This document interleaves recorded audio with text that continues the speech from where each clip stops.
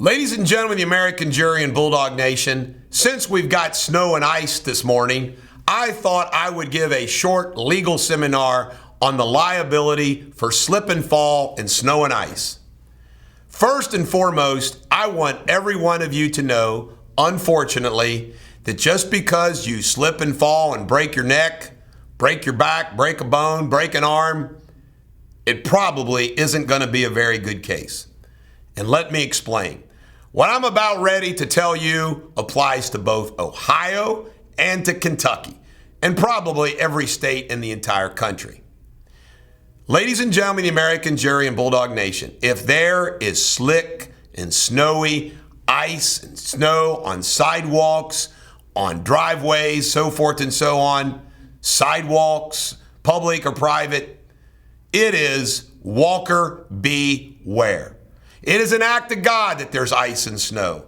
So if you're out walking in it, you have to be careful. The law is very clear. If you slip on ice and snow in Kentucky and Ohio, you're SOL. You know what that means. The bottom line is, it's not a good case at all. There are very few exceptions to this. Let me give you a scenario that might be a good case. It's this.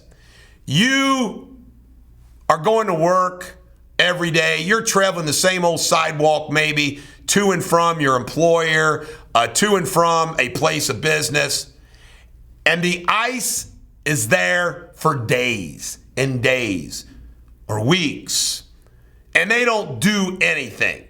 I mean, they literally don't put down salt. They don't, nothing. Then you might have a case. But it's still going to be very difficult. You know what? The bottom line is business owners have an opportunity to scrape salt, do what they need to do, and it doesn't have to be instantaneous. It's a rational period of time, and even then, they're not held to a standard. And by the way, I, as somebody who's been in the plaintiff's law business, understands this law. I support this law. If you haven't figured this out yet, I'm one of the most unique people in the law business there is. Why? Because I'm a businessman, and at the same time, I do plaintiff's law. But I'm not one of these people that think every single Tom, Dick, and Harry's case is a case. It shouldn't be. I understand where business comes from.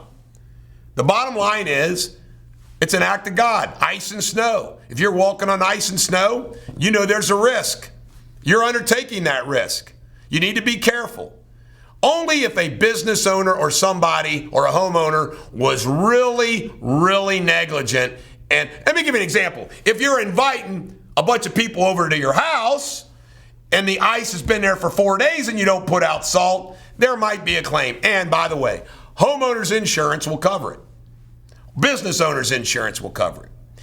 By the way, while we're speaking of slip and fall, or what I call sometimes slip and break cases, in Ohio, you can't make this up.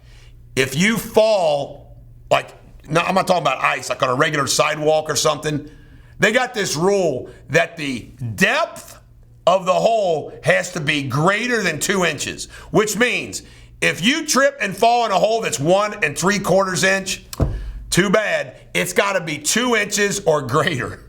Who comes up with this stuff? Who comes up with this stuff? Also, you need to know this. If you fall on a public sidewalk in Kentucky, you've got like a 30-day notice that you've got to send to the city where you fell, or your claim's cut off anyway.